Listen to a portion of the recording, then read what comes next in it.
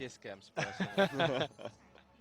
I think they'd do pretty well. I think they'd go over really well with the audience outside of China. All right, well, let's take a look at the map order. We kick things off on Lerilak. After that, we'll hop into Runes of Ceres. But once again, we play Lerilak Crest 4 times in a row.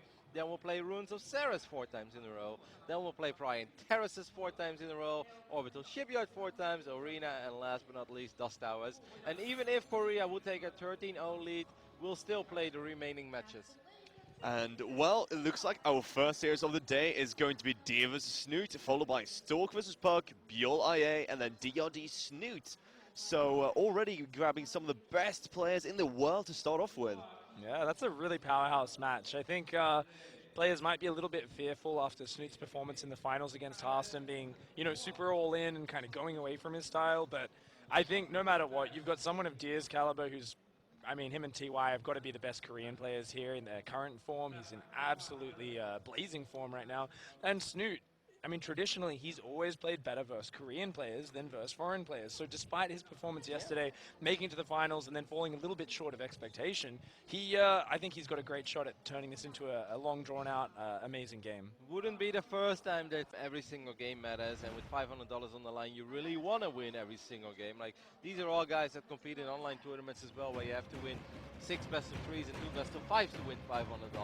Here you can do it in a single best-of-1, a lot on the line, 24 matches, and this is going to be the very first one. Deer versus Snute on Lerilak.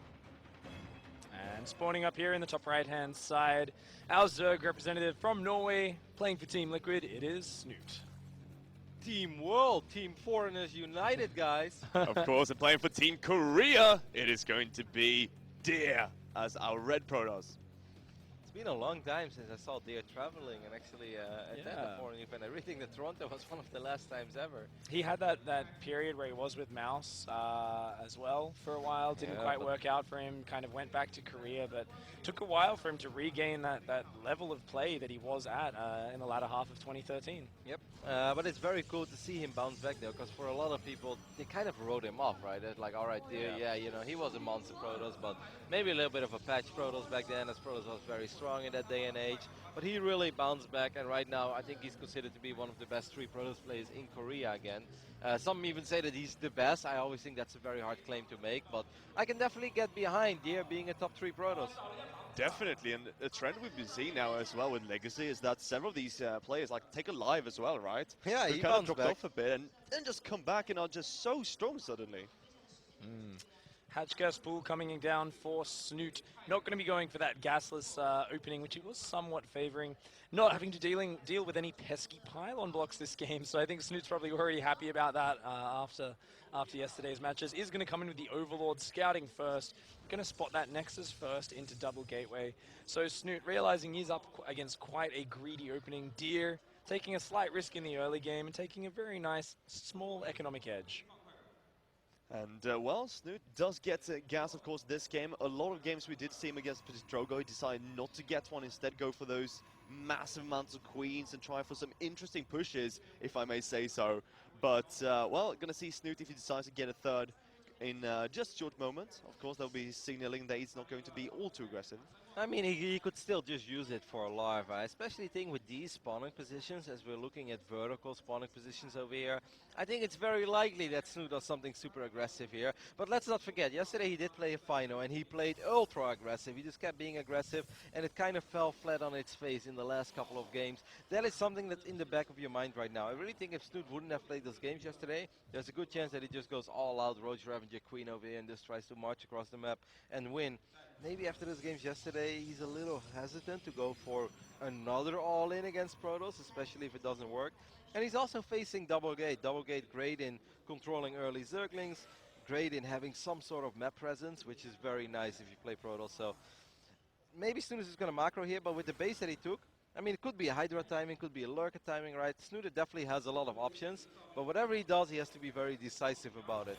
Absolutely, the Adepts now coming in, just taking a look around. The Zerglings are ready, but Deer gonna dive in on top. 2 drones already falling, very nice control. Those Adepts getting 4 drone kills, 5, a 6th one going down. Before that Adept goes down, is gonna take 6 drone kills for those 2 Adepts. A very nice bit of pressure there for Deer. Definitely, and of course, as he does get 6 kills, he's right away, throws down a Stargate as well, rally towards his opponent's base. I'm looking toward an Oracle here for Deer, and well, Snute comes up here. Let's see if he gets any scouting done. It doesn't look that. We do have a depth in the way, and the third already goes down for Deer. Great start. Yeah, this is nice for Snoot, though. At least he knows that Deer is going up to 3 bases immediately. Snoot is going to throw down the Roach Warren, maybe worried about a few additional depths making their way across the map. It would be awesome for Snoot if he could maybe start working on those rocks, because the Mothership Core was very late. I don't think he's able to kill it, but it's nice to at least apply some sort of pressure. And he needs to pick up on that Stargate, obviously. Well, it's going to be a Phoenix. That is pretty good news. And I mean, it's good news and bad news at the same time. Deer with Phoenixes, very, very scary. But Snoot, after taking economic losses early on, almost every single Zerg is going to delay that Spore Crawlers a little bit, because they're like, oh man, I already lost 4 or 5 drones, you know? Like, I really need all the drones I can get my hands on right now. They are late on the Spores, and that's when an Oracle can actually sweep in and kill 5, 6, 7 drones. So definitely not a wrong call by you, but it's good news for Snoot that Deer didn't go for the Oracle. And interestingly enough, Snoot is starting to now just tech up towards Lair, taking more gases and an evolution chamber. No signs of the all-in sort of play he was playing yesterday. He's going to be going for upgrades. He's going to be going for more drones. However, very gas-heavy as well. He's going to be teching quite hard, and with no creep spread, I think we're looking at a very 3-base tech-heavy style. Snoot needs to buy a little bit of time for himself, man. He really doesn't have any units out there right now. These 3 adapts can absolutely wreak havoc over here in this middle line, as a couple of additional drones will get picked off. And let's not forget, these adapts can stay busy for quite some time. This is becoming painful, man. Like, that's 10, 11 drones total already in this game. 12 drones right now, and a few more drones will fall. Deer is putting up a clinic so far. This was not meant to do anything. Went out there to have a poke. He wanted to have a look around, and he happened upon an undefended base, and suddenly, bam, 10 drones are dead. Those adepts were getting to the point of the game where they're pretty much useless. So getting that trade-off for Deer has to put a huge smile on his face, now with an 8-worker advantage. And look at this, finding a queen with the Phoenixes. It is going to take 2 lifts to kill that, but that's well worthwhile. There is no creep spread. Snoot here struggling to defend his bases, struggling to get up the anti-air while rebuilding that drone count. I would say the only thing that Snoot sort of has going for himself, and that isn't really anything that he truly did for himself, is that the way that Deer has been playing very aggressive, makes a lot of adapts and stuff. That means that the additional tag, that the real Protoss power units are a little bit later, right? Twilight Council just now finishing up. That means late charge, late whatever he wants to go for. Besides this, he's getting a second Robo now, but there are no disruptors inside yet. Obviously, he's going to have a lot of Immortals to work with, but just Immortals is not something that you want to run across the map with and step on creep. You need something else there, maybe Archons or whatever. Definitely, Rosti, but we have to remember as well that this is Deer we're talking about. He hasn't been missing a beat of his macro behind all those micro units so well. And as you say, we see Charge on the way, he's getting his second Robo, he's powering up for a very powerful and, I don't want to say agile army here. Well, Lurker then comes up to Snoot, he will need quite a lot of defenders to be able to hold against this kind of style. Yeah, it's going to take a while, I think, before Deer really wants to run across the map. And with these positions, I do like Lurker play a lot. This is one of these positions where I would say the more the merrier, right, when it comes to Lurkers. Don't go for 4 or 5, like, no, just make 10 or 11 and just hope that you can get that fate one time where Protoss players have a little too much faith in their Immortals. Absolutely. You know, I was talking about Lerilak earlier with Harsam, and I was saying, you know, all the Protoss players are loving this map. They're starting to pick it a lot more. And he said, yeah, but come on, man. I was the champion. I was the one that didn't pick Lerilak. I still think it's so hard to take a 4th base against Zerg on this map. So you're spot on, Roddy. When it comes down to where does Deer take a 4th, how does he get out there? Look at that creep spread. It's already spreading down there. Yes, Snoot's quite far behind, but if you can stabilize on that Lurker army, there's definitely going to be opportunities that do present themselves to have the right positioning and to force Deer into a bad fight. And look at that. Getting a few of these Hydras is a pretty big deal for Deer. Let's see how many he gets. He picks up 2, loses Phoenix survives. though. You saw that? It survived, actually. The second Hydra survived with like 1 HP. Wow. Oh, yeah. Good Gotta love that HP regen. regeneration. That regen, man, making Zerg imba. So OP. It's just been so good. Right now, Snoot, funnily enough, stopping at 59 drones.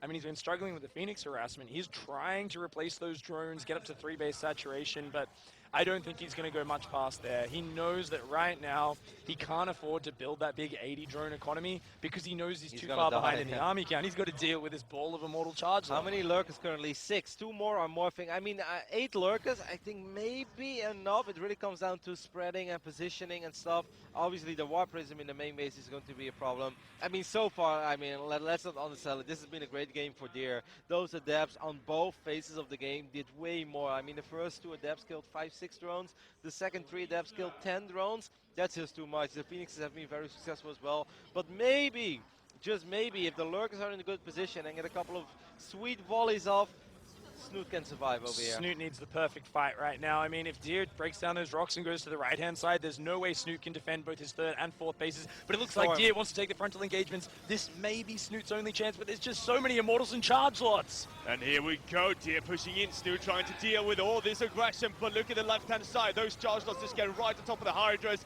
Those Lurks are falling one by one, and nothing is left for Snute. Yeah, the Archons do disappear. A few Immortals go down, but all the Hydras on the left-hand side have died. The Immortals still standing, and it looks like the last tech units of Snute will go down. Yeah, he just didn't have enough. I mean, he had a pretty decent position with the Hydras on the north side, only fighting Zealots and stuff, even kiting a little bit. Lurk is getting a lot of hits up from the high ground, but it's not enough. Deer says, this is Korea, baby. Goes up 1-0. Just a really flawless game by him. The Adepts is really, I think, what sealed it. Like, if you can do that much economic damage early on with... So he's kind of betting on Puck in a way. Yeah, there. exactly. He's like Artosis calling that Deer's going to win GSL, and Deer's not really sad about it. All right, well, let's get ready for the first of quite a few Protoss versus Protoss games today. The second map between Team Korea and Team World. And spawning here in the top right-hand side, playing from North America, representing Minnesota State University, it is Puck. Representing Foreigners United. And over here on the right bottom side of Lerilak Crest, we're looking at the main base of our Korean Protoss. It is Stork. And, well, once again, we're going to play on Lerilak Crest as our second game. Of course, we're going to have 4 games on this map. And, well, PvP this time, just like we had in the semi-finals, Hearthstone versus Puck.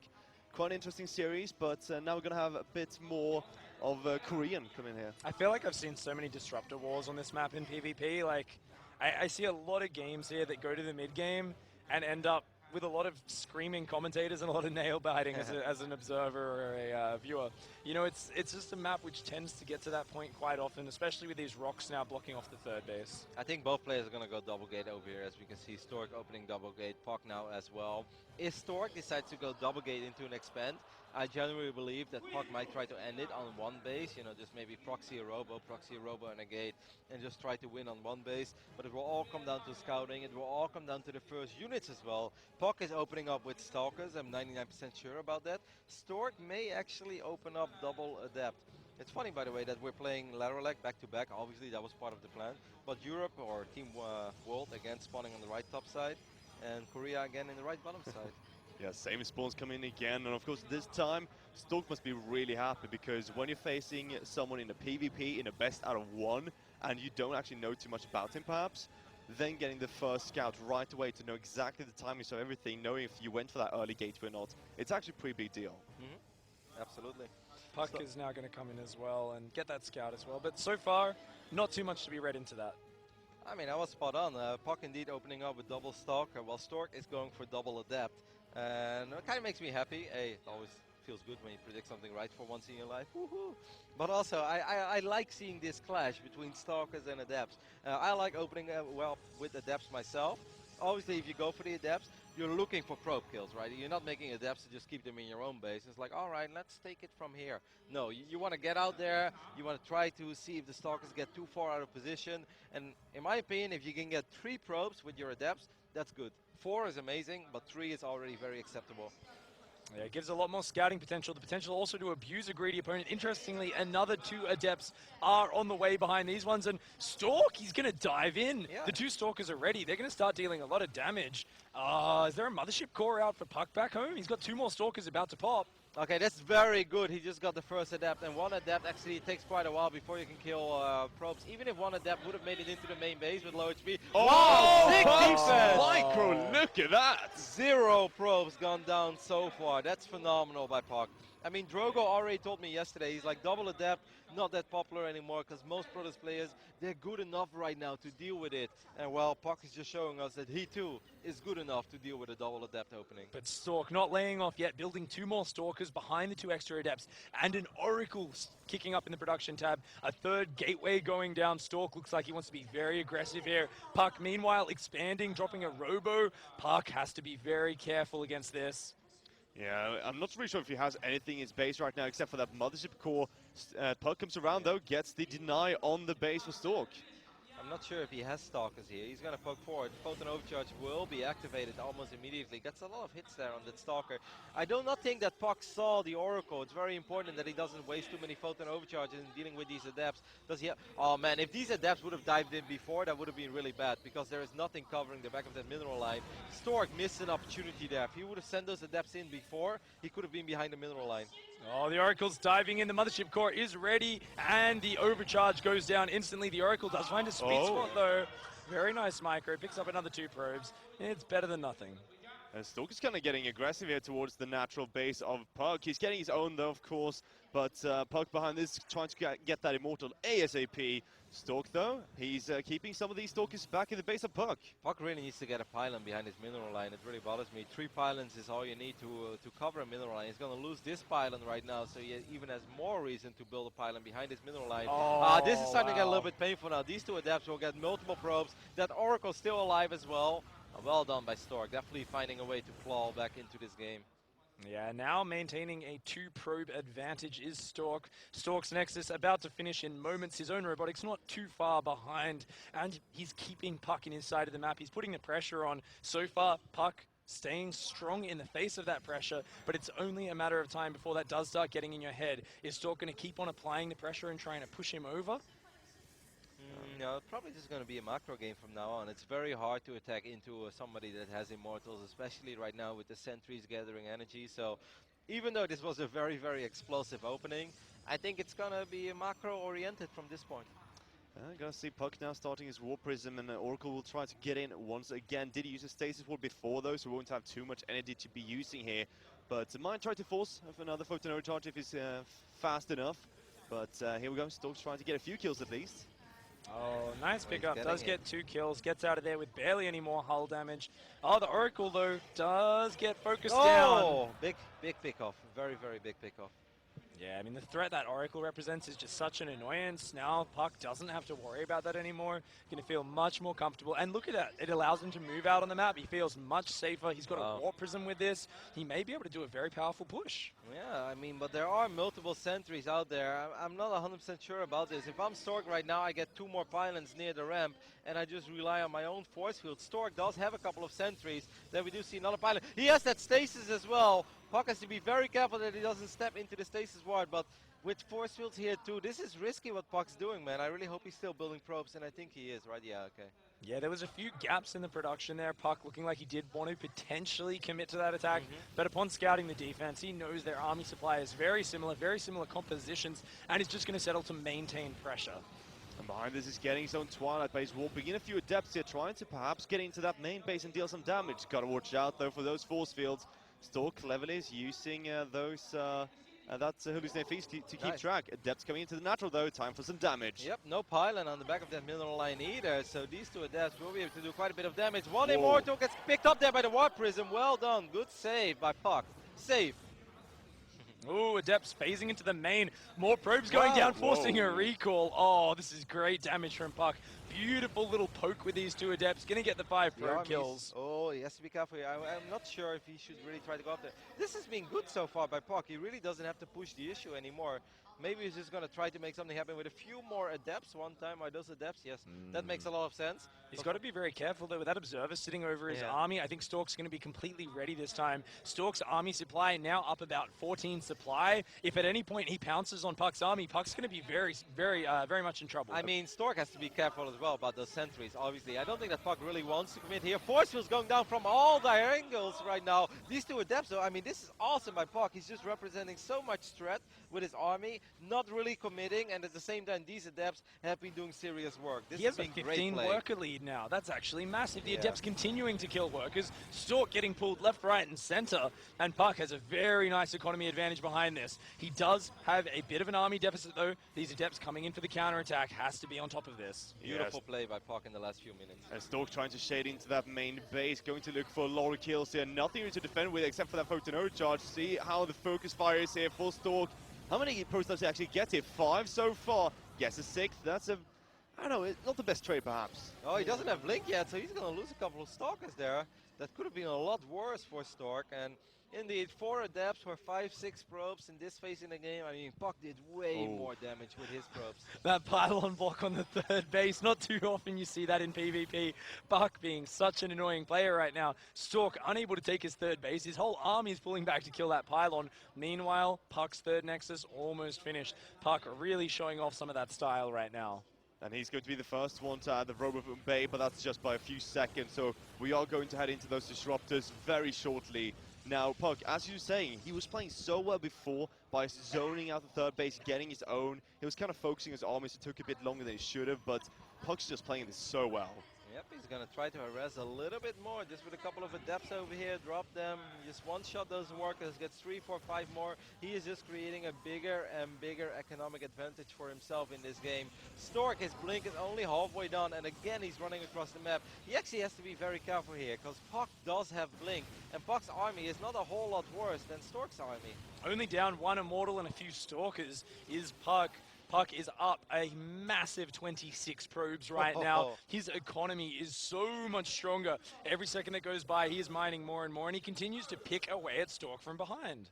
And right now we see Puck actually warping in adepts behind enemy lines. Going to see if he actually decides trying for more run-bys behind this. Kind of putting Stork on a clock here, and Stork, he's going to have a really hard time pushing into either of these chokes. And as soon as we see disruptors, it's going to be super difficult. Stork vying for position here. Looks like he wants to find that angle to make the fight happen, but disruptors are about to pop 2 at a time for Puck. Very nice defense by Stork on the right-hand side. Stork needs to try and maintain some pressure, though. He needs to try and rebuild that economy behind it. He knows that he's reeling right now. Yeah, and it's double robo production already against single robo, so not only is economically Puck doing very great, I think it's also going very well when it comes to army composition. Gotta be careful with it, Immortal, don't want to lose it. Maybe baiting a little bit, does get one adept there with his first disruptor, and that's also a sign to Stork saying like, hey buddy, I've got a disruptor in case you didn't know yet. I mean, Stork's gonna try to get a hit as well, and he does not connect with anything. Good reaction there by Puck. I mean, even though Puck has played great the last few minutes, we all know disruptors in PvP, everything can change in the blink of an eye.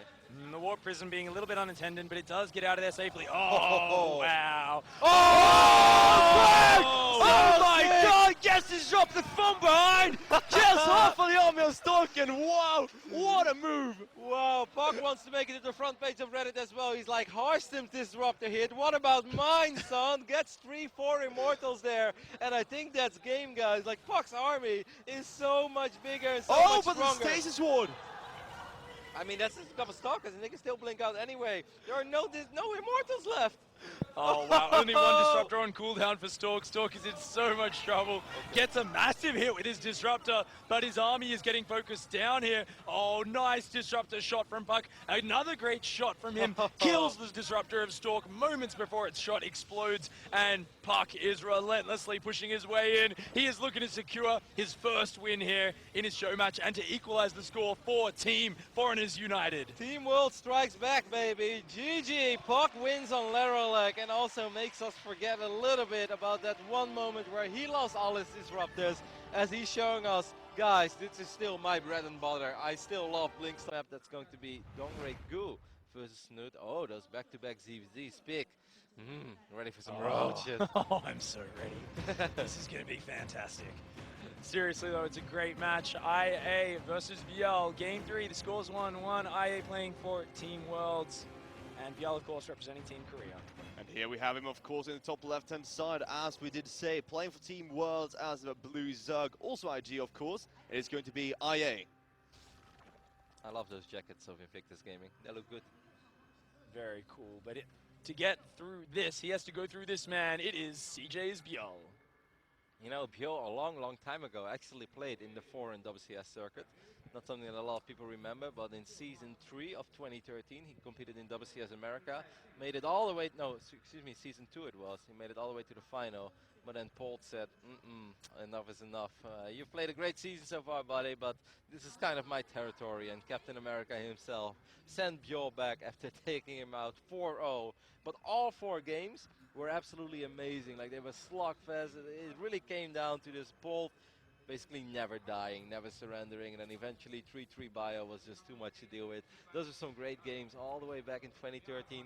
After that, it was a little quiet around ByuL for a while, but of course last year, like you said, he came so close to winning a couple of the biggest leagues in Korea multiple times. I think pretty much everybody agreed up to the fact that ByuL was the best Zerg in Korea last Absolutely. year. The only thing that was missing was the GSL title or that SSL title, but boy oh boy did he get close multiple times. Hey man, there's no Protoss to stop him this time. He's looking strong, and interestingly enough, going for, I think, what is quite a safe opening. He's gone hatch first, but into a very fast spawning pool immediately after that, and no gas. Now, the reason this is a little bit crazy is it is such a big map with a wide open ramp, so he's very exposed to Zergling speed, but even going for a drone scout, he's basically gathering a lot of information, really trying to play a very defensive opening. He's going to get a lot of queens, probably a spine crawler very early, and he's going to be very defensive at the start. Let me tell you why this is also a little bit crazy, Pick. He's playing against a Chinese Zerg. These guys love aggression. Playing gasless against somebody like IA, well, I think I know how this game is going to play out. I'd probably say it's like playing a PvP against Haas and going Nexus first. Yes. I mean, you really don't want to do that. Oh my god, ByuL's doing the Ender build. What? He's building a macro hatch at his wall. Oh my god. What? The observer hasn't noticed yet. Look at that. That's so funny. He's going to be like... That What's is sick. going on? Oh my god. All right, that gives so much production potential, and it allows what is otherwise this ramp, which is so wide, it's so easily assailable, into what the hell? You have a massive wall on the top of your ramp. IA, though, not actually looking like he wants to be too aggressive yet, playing against his kind of idea of what IA plays. Like, everyone says he's super aggressive, he likes to throw out these attacks, but he's going for a fast third hatch. He's just building a couple of speedlings for map control and continuing to play the macro game for now. I mean, this very quick third hatch is obviously good against the gasless opening from ByuL, right? Because ByuL's opening is very economic, but this also allows IA to play the economic game and maybe even pull ahead in the later stage because he already has that hatch on location. Exactly. I mean, ByuL now going for his gas, probably will be starting up his Zergling speed in a moment, getting a spine crawler on top of the ramp, and a Roach Warren. Okay, yep, straight to Roach play. Even cancels the spine crawler after seeing a lot of drones on that natural.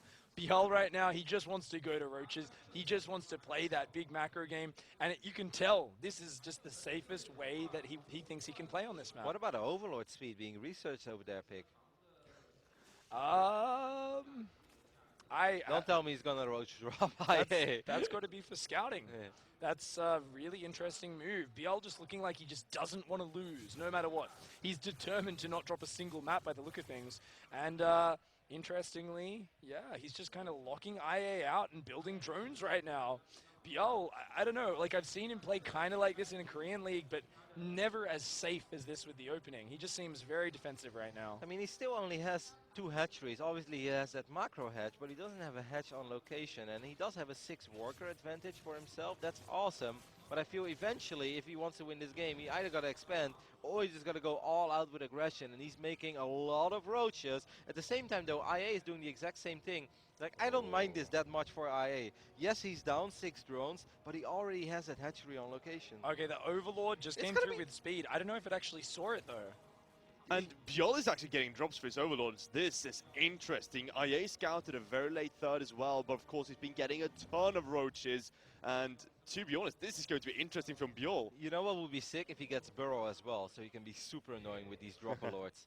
Like, drop a couple of roaches and Burrow right them now, as well. that's a lot of money he's spent on things which aren't helping him. The third hatch on top of the macro hatch, the Overlord drops. Yeah. He's down a lot of roaches. He's down 30 army supply, and this is not a long rush distance. There is a huge rally of speedlings behind this Roach Ravager ball. IA is out for blood. He wants to kill ByuL right now, and his attack is looking very strong. Yeah, he's got a lot of roaches. Queens is even quite even as well. He turns around. That's actually, I really think if he would have gone for it big, I'm totally with you. We have obviously access to all the numbers, but there was an opening there, IA. Like, you had a very, very intimidating army. He had to push up that ramp. Yes, there was a great choke point, but the Roach Warren was exposed. You don't have to shove through the choke. You can simply focus down the Roach Warren or the Evolution Chamber and open it up. Now that he's pulled back and gone back to droning, ByuL allowed to let that economy kick in and allowing the Overlord drops to get over here. Yeah, let's see what ByuL is actually planning to, how much damage he was planning to deal with this, because IA right now is out of position. He's at his third base, and here comes ByuL. Roach drops into the main base. base. There's still no layer for IA, right? So he has to start attacking soon. Here come indeed those roaches. 4 roaches being dropped immediately. If he had burrow, by the way, that would have been so extremely annoying. Obviously, ByuL can micro these roaches. He should be able to pick them up before they die. Not a single roach has died so far. He saves all 8 of them. Well done, ByuL. Yep, IA, he did stop at 42 drones. Looks like he is still going to go for this attack. He has to push now. There's a lot that's of nice. speedlings. They're coming back across the map. The roaches, though, going back to drop in the main. I mean, that's still a lot of supply, though. That's tied up on the other side of the map. I really think if IA just goes for it, imagine if he kills that roach war and before roach speed is done, he's going to try to maybe kill the third base instead. That's a good drop, though. All of these links did get taken out. IA, you got to be more decisive, buddy. You really got to make up your mind. Just either go all out or just turn around. Yeah, IA right now is just massing speedings behind this. He's taking some damage to his mate. He knows he needs to go, and he's going to go for that third base. He needs to break down right now. He got the rocks. There's nothing to stop him. Go, he's up like 20 army supply. Team World, he can do it, but he's waiting a lot of time. Now +1 is about to finish up for ByuL. Maybe even a couple of those roaches. He can go for the roach run. Gets the evolution chamber before +1 is ready. The transfuse! It Completion. finishes! Oh my god, ByuL with the clutch transfuses keeps the upgrade alive. Roach speed is finished, +1 is finished. He is up 20 roaches right now, and he is ready to fight. He is so far ahead right now. ByuL has defended the aggression. IA he's just been second guessing himself. He's taking too long, and now ByuL can defend everything while still dropping roaches in the main, still killing workers. IA's whole plan is in tatters. Well, he's gonna go for it in the end, but now he's eating a couple of big Ravager shots. He could maybe pick off the roach run, but he needs more now. There's no getting out of this anymore. I guess ByuL is gonna close this game up. Cool ZVZ here on Lerilak as well. And I really think that IA had an opportunity, maybe was just a little bit too indecisive, and ByuL punished him for it. IA just taking so much damage here, and he knew as he was taking damage his main he needed to go, but he just took way too long. You guys were spot on, and there we go. ByuL takes a third map here, and Team Korea goes up 2-1. It's close though. We've got a fight on our hands, guys. Turn into a streamer and a commentator. You're still young, you're 21. Why are you not a pro gamer, mate? I'm not even 21 yet. Go out there, enough. spread your wings, Nah, well, blaze up those keyboards, use those fast fingers. When I was 19, I knew it was too late already. No, that's nonsense. All right, we are getting ready to play Lerilak Crest one more time, and we're looking at the main base of our handsome Norwegian man representing Team Liquid and Team World. It is Snute. Facing off against, in the bottom right-hand side, representing Team Korea, it is DRG. What triggery is this? Again, Team World right top side, Team Korea right bottom side. Yeah, every single time, man. Something's up. Well, the last one wasn't, but the other 3. Oh, that's true. Reddit conspiracy, get a thread Does going. anyone else thinks this was a setup for WCS to look good? Sneaky GPL. All the foreign units actually have +3 armor. You guys didn't even notice. And we're still losing. Yeah, that's true. But hey, both these guys seem pretty confident going for a hatch first right away. And since we do see Snute scouting southwards and Dongryu to the left, it seems like Snute is going to be very happy to see that early hatchery. Yeah, it's really nice to get that vision first. I mean, this is kind of why players who love reliable play, they kind of like look at maps like Lerilak and they kind of shake their head in Zerg vs Zerg and they're like, oh, you know, if he gets the scout first, he has such an advantage. It turns out both players are doing the same build. They're both going a hatch gas pool, but Snute's going to know about it, whereas Dongryu is still going to have, you know, the threat of some early all-in running through the back of his mind. Yep, this is one of these moments where as commentators and people at home, you're just watching this game, it's like, okay, cool, nothing's happening. If you're Dongryu right now, there are 17 different thoughts going through your mind until you actually know that nothing is happening. It's really funny how relaxing it is to watch a game of StarCraft, and especially with money on the line, you're worried about all these potential scenarios. And sometimes as a player, you play a game where almost no unit dies, right? Like think about that PvP yesterday when the crowd was going ham because just nothing was dying and they're having the time of their life. As a player, the game does not feel like that. It does not feel like a slow game ever. On any given moment, you feel like you're playing the game of your life, you know? Like, this is it, man, GSO Game 7, I'm in the zone. And then, like, the observers are like, nothing is really dying in this PvP. Yeah. I mean, when you have that fog of war and you just feel for a second like something might be wrong, you just go for those sixlings right away and look stupid. But both players now just playing, as you guys say, mirrored builds. Nothing is looking weird so far, and both getting a bait nest. I'm just hoping for some Ling Bane action because these two guys are so good with a micro. I feel like Snute is just always ahead, a drone. Every Zerg vs Zerg I watch him play. I watch that worker tab in the bottom, and I don't know how it happens, but he's always up 1 or 2 workers, even when the builds are mirrored. Every game against Nurture, it was the same. This is part of what it makes Snute so impressive. Little things like he pulled one guy off gas momentarily just to get a few more minerals, because he knew he didn't need the gas right then. He's now, I believe, put the guy back on gas. He's got his Zerglings going down to clear out his 3rd base. It's just very clean play from Snute, and you can see that real emphasis he puts on the drone count. Oh, he leaves the Ling there, interestingly enough. He wants to go into the scout team, so he may be a bit of miscontrol. Right now, though, we see Snute getting speed done and Dongrigu as well, both rallying quite a few Lings. And there we go, he found some Bailings, he looks like. Yep, and he's going to be able to force a cancel. No, he's going to get both. That's well done. Very well done. It's indeed quite a few Lings. 2 Queens are going to march out now for Snute as well, try to pick up one of these Overlords. This could actually be a pretty damn aggressive game. Obviously, Lerilak is one of these maps with a very large ramp into the natural, so you always have to respect the Ling Bane phase. No, one more hit. Oh, that actually distracted Snute for a little bit. Oh, Bailing! Oh, that Baneling that he left alive at the 3rd, coming into play huge there. Going to get the Queen Snipe in the main. Going to take a nice fight against the Zerglings, forcing the drones off the line. Snute in a bit of an uncomfortable position, but so far, amazing drone micro. Does actually take that out. The Baneling does get cancelled, but his drones are going to be back to mining. And in the midst of this, he's somehow ahead 10 drones. Yeah, because he only lost his Queen. He lost the Queen, but I don't think he ended up losing a single drone there. That was excellent by Snute. And I also love that he didn't fall for the trap that Dongrigu was setting up, because I would have ran all 16 Lings into the main, and then suddenly there's a Bailing there that you don't expect. And if all the Lings would have died, it would have been a lot harder for Snute. But he paid attention to that. One Queen might get surrounded there. That's a little bit sloppy. I don't think this Queen had to die. But so far, so good for Snute. DRG is keeping up the aggression, though. Snute has to be careful. He's defending with the bare minimum of units right now. This is very risky. Does snipe down the Baneling with the Queen. Queen gets surrounded, but the Baneling's coming in for the rescue. DRG doing really nice micro, but he does need to make this count. He can't just throw these units away. And these Bays heading for the middle line. Oh, gets only 3 drones. Nice pull away here from Snute, who's still doing well in the micro department, but DRG's been so aggressive so far. He's still rallying Lings. And Roach Warren is coming up behind, but Snute still has to watch out. Snute still droning in the midst of this. He's up 8 drones, even after losing 3 there. Beautiful play from Snute. Roach Warren is already finished for him, I believe. Roach Warren only halfway done for DRG. Snute looking to be in a commanding position in this game. Yep, DRG is going to try his luck one more time with 2 Banes, but I don't think it's going to be enough. With a lot of Zerglings running around as well, but Snute showing us so far that even though Dongrigu made it to GSL Code S this season, he's playing great, and he's getting great connections. Yeah, Snute so calm and collected here, not bowing underneath the pressure of DRG whatsoever. DRG trying to exercise those mechanics, but it's just not working out yet. Snute is going to go for a hatchery attack, you assume, Pick?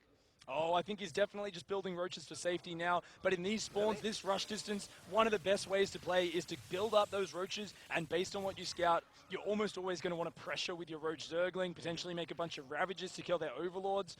And really, it stays in that phase of the game for a long time. Neither player can tech up to mutas. Nice baiting hits here by DRG. But Snute, of course, as you guys were saying, made a lot of roaches. Now going to feel safe. Starts droning, but DRG has been doing that as well. Going to be the first one with La, going to have the roach speed quicker, but now Snute is going into Lings. It looks like he wants to be the aggressor for some time now. Yeah, he's already got 3 Ravages out. He's building an Evolution Chamber, so he may start +1 range behind this, but for now, I think he just wants to bank up masses of Roach Ravages Zergling, and he wants to probably do a big punishing push to DRG. DRG, though, still doing a good job with those Zerglings. Gonna morph some sneaky Banelings on the left-hand side. Yeah, the Observer hasn't shown us yet, but those are indeed 2 Lings morphing into 2 Banes, and I love the way that DRG is playing this as well. The moment that Snute would commit to an attack, he's immediately going to take some losses at home.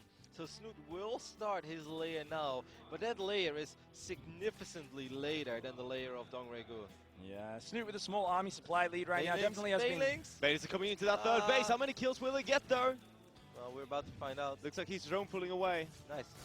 Nice blitz. 4, okay. Still 4 though, that's a pretty decent considering Snute was reacting. Yeah, DRG's actually taking the opportunity to drone very hard behind this. Snute getting caught in an indecisive moment. He was ahead on drones significantly. Now, he's mixing drones, he's mixing units, he's mixing tech. He's not committing in one clear direction, and this is giving DRG the room to be very greedy into drones, and now that he's established the superior economy, DRG is just building units off that superior economy, and Snute, if he doesn't take a fight very soon, he's going to fall very far behind in army army supply. I mean, he's still making nothing but units, and he's already up 16 army supplies, so I think you're spot on there, Pig. It's kind of got to happen now or never for Snute, because being down 13 drones while trying to create the exact same amount of units, that is very rough. We'll get a kill on this Overlord that was morphing into an Overseer, but every second that goes by is a very, very good second for Dongregu. Snute's going to make up his mind, man. He's being very indecisive right now, very similar to what we saw against Nurchio, not aware of how far ahead he is. He has not scouted the saturation on DRG's third base, perhaps did not realize that he's down 13 drones right now. DRG mining a lot more money than him. And Snute right now looking a bit, looking a bit flustered, to be honest. Like, this is the third time, actually fourth time, he's supply blocking himself quite heavily, so... I mean, in Roach Bush, you need every single Roach, and right now, Dongregu, as you guys have been saying, has so many more drones. He's been doing so well in army. He has a quicker Roach speed as well. Snute really does not want to extend on this map without that speed. Yeah, I don't know. Snute seems to just be frozen on this drone count. He seems to be committed. He still has an army supply lead. He does have the same upgrades, +1, Roach speed now kicking in. He still has an opportunity to take a good fight, but with not as big an army supply lead as he had before, it's going to be very much based on positioning. He needs a good angle, he needs good corrosive biles. You know what may work in Snute's favor? Dongregu just made 2 Dropper Lords and he put 8 Roaches in it. If he sends that out, he's missing 8 Roaches from maybe the crucial battle in this game. This could actually work in Snute's favor, because it doesn't matter if you take drone losses at home. If you take a decisive victory on the other side of the map, this is the moment. I really feel that this is Snute's moment, because the longer he waits, the worse it's going to get. I am with you there, Roddy. Indecisive, though, is the name of the game. Snute taking his time. Finally, he pounces. He's going to go up the ramp. He knows he needs to make it happen now. So many Roaches absent from DRG's army, but Snute, forcing his way into the biles, is taking a lot of damage. So much damage for those corrosive biles. Snute is going. He's getting Dongregu into a corner. Those spine coins do nothing. And Snute overwhelming DRG right now. DRG falling in supply as well. 60 armor supply against the 106 of Snute. Snute's gonna do it. He's gonna even up the score between Team World and Team Korea, as DRG does have 8 Roaches in the main base of Snute, but I think that's a little too late. Snute is up 60 supply, and he's making his way into the main base of Dongregu. He couldn't have hit at a better moment. Little bit of lady luck there with those 8 Roaches in those drop overlords, but who really cares? We're all even. Snute pulls it out, so patient, finally hits the timing, and Team he makes World! it happen. Team World takes it. We have an even series.